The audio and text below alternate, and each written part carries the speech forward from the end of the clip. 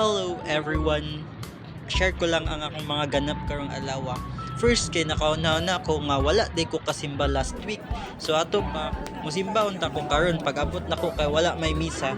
Mo to akong nauna-unaan nga managkot na lang sa ako. Ato nga para papasalamat sad ba sa another extension sa atong kinabuhi ug sa tanang blessings nga gihatag ni Lord na to. Then right after na ko managkot nakanahon na ko nga wala na may stock na pagkaon. So naa pa man ko nabilin 500. Akong una mag 500 challenge na lang ko para 2 birds in 1 stone akong lakaw karong adlaw.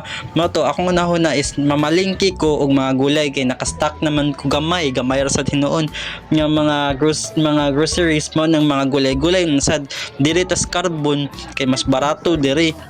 Unya, akong napalit dito is daghan-daghan na sad akong napalit sa 500. Nakapalit na kog pepino, batong, cabbage,